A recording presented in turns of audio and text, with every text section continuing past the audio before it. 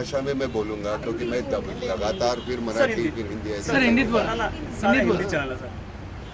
सो ये बड़ा भाई गुजरने की वजह से ज़रा इस बार गणपति लाए ना लाए सोच रहे थे, लेकिन फिर इस बार नहीं लाएंगे तो अगले बार लाएंगे, तो लाना तो है ही। तो चलो थोड़ा सा थोड़ी सी मायूसी तो होती है, जो बड़े भाई थे उनको मिस तो करते हैं, और वो तो हो गए, क्योंकि अंदर का सब वो जो है वो संभालते थे, तो फूल लगाने का काम मैं करता था। तो यहाँ आने के बाद पंडाल में तो उनकी कमी तो महसूस होगी, थोड़ी परेशानी होती है। देखेंगे कल से परसों से कैसे होता है।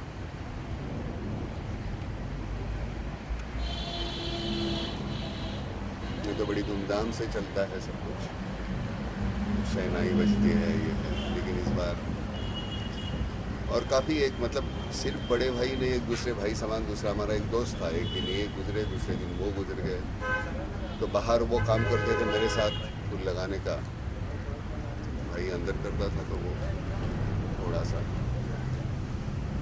तकलीफ हो रही है। नाना जी, हम आपकी तकलीफ समझ सकते हैं, लेकिन जैसे आप तकलीफ में हैं वैसे महाराष्ट्र भी तकलीफ में है। आपकी नाम फाउंडेशन ने जो काम किया उसके बारे में आप कुछ बताना चाहेंगे? क्योंकि उसके नाम फाउंडेशन का काम तो वो चलते रहेगा, वो कभी ख़त्म नहीं होने वाला है, क्योंकि जिस तरह की तकलीफ़ें हैं, कभी बारिश नहीं है, कभी ज़्यादा बारिश है, कभी बारिश है फिर एक बार बोने के बाद फिर ये नहीं आ रहा, दोबारा बारिश नहीं हो रही है, तो वो दोबारा करने की बोना पड़ता है, तो उसके लिए पैसे नहीं है। तकलीफें तो है, तो काम तो करते रहना पड़ेगा। इस बार गणेश से क्या मांगना? हाँ, हम कभी किसी से मांगते नहीं है, अपने को जितना हो सके उतना हम करेंगे। मांगना मत, एक बार तुमको इंसान का जन्म दिया है, बहुत हो गया, उसको परेशान मत करो बार बार कुछ मांगते। तुम जो कुछ कर सकते हो वो करो ना, मांगते रहोगे तो कैसे रह चलेगा, है ना। ये हमारी जो आदत है सिर्फ मांगते रहने की, हमें ताकत है बहुत कुछ देने की, हम देने की सोचते ही नहीं, मांगते रहते। वो क्यों मांगे भाई, अपने बलबूते पे बहुत कुछ कर सकते हैं, करते रहे। एक फक्त प्रश्न विचारायचा है की अभी पूरे महाराष्ट्र में आंदोलन चल रहे हैं, जगह जगह पे बहुत बड़ी रैलीज हो रही है और लोगों का उसको बहुत प्रतिसाद भी मिल रहा है, लाखों लोग आ रहे हैं, मराठा आ रहे हैं।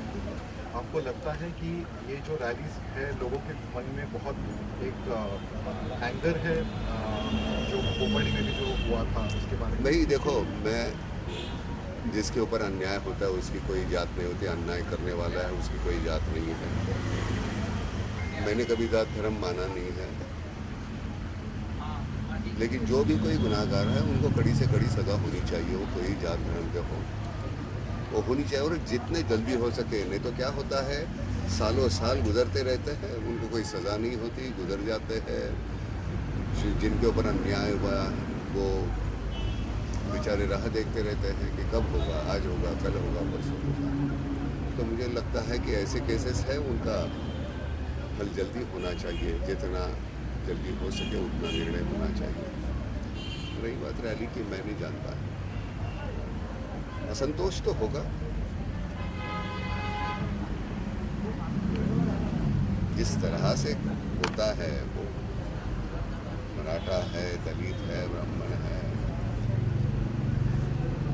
किसी पर भी जो अन्याय है तो अन्याय है। बोलता ऐसे थोड़ी है कि नहीं इसके ऊपर ज़्यादा, इसके ऊपर कम, ऐसा नहीं सोच सकते।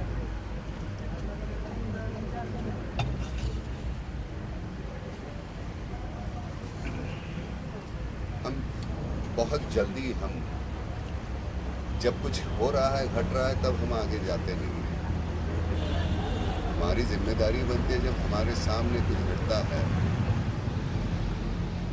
तो हमको आगे जाना चाहिए, लेकिन उस वक्त हम कुछ करते नहीं।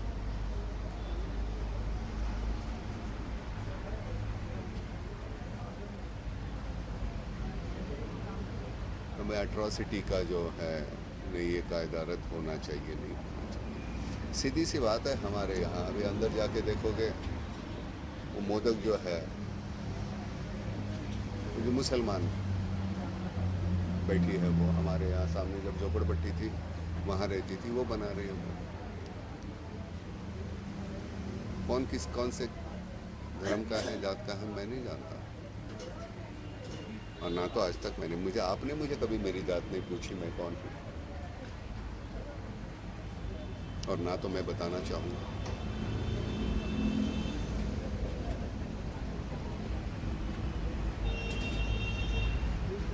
भटक जाते हैं हम, मालूम नहीं क्या। सियासतदान जो है हमारे मेमने की तरह हमको फटकारते रहते हैं। हम यहाँ भाग रहे हैं, फिर यहाँ भाग रहे हैं, यहाँ भाग रहे हैं।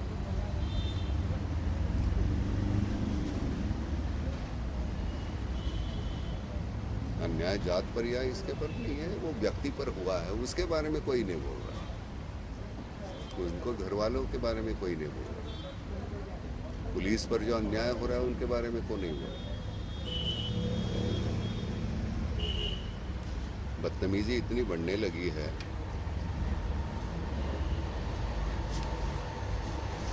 जब तक कड़ी से कड़ी सजा नहीं होती तो ये नहीं रुकेगा नहीं। डर लगना चाहिए हमारे कानून का, वो होता ही नहीं।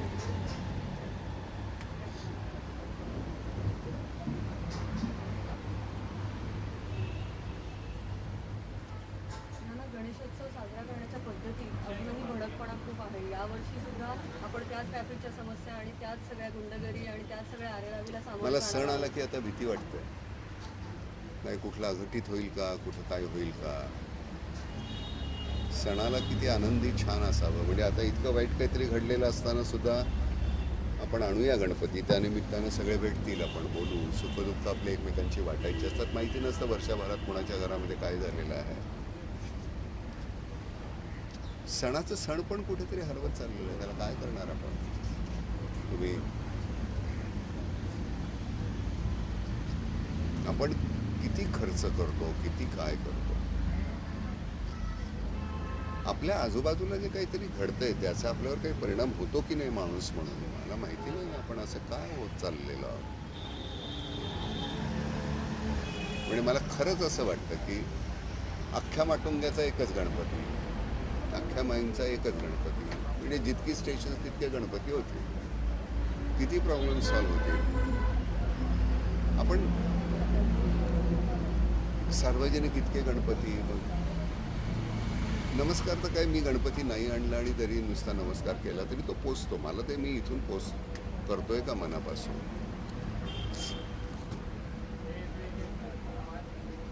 आपण असे देव वाटून घेतलेत सगळे, हा तुमचा, हा माझा, तसे आमचे सगळेच इतिहासातले सगळ्यात मोठ्या व्यक्ती आम्ही वाटून घेतल्या। हे तुमचे, हे तुमचे, हे तुमचे, हे माझे, हे ब्राह्मणांचे, हे मराठ्यांचे, हे दलितांचे, असं नसतं रे बाबा। सगळेच आपले स्मारकं उभारली की संपलं असं नाही आहे। तो विचार आपण पुढे नेला का, हे जास्त महत्त्वाचं आहे।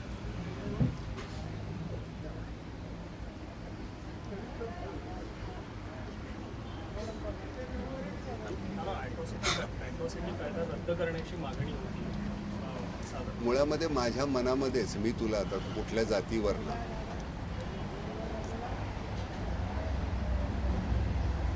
आता कुठल्या ब्राह्मणाला सुद्धा मी, म्हणजे ब्राह्मण नाही मी आधीच सांगतो, पहिले मी मानतच नाही, पण ब्राह्मणाला भटुरडा म्हणणं ही सुद्धा चूक आहे, हा सुद्धा ॲट्रॉसिटी कायदाच नाही का।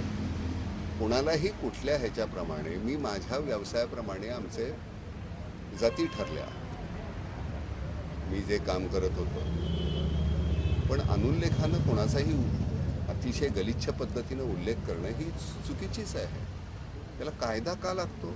आमच्या माणूस म्हणून मनात का नाही की नाही बाबा मी, तू कोण आहेस, तू अमुक आहेस का, तू इतक्या घाणेरड्या पद्धतीने मी त्याच्याशी का वागावं।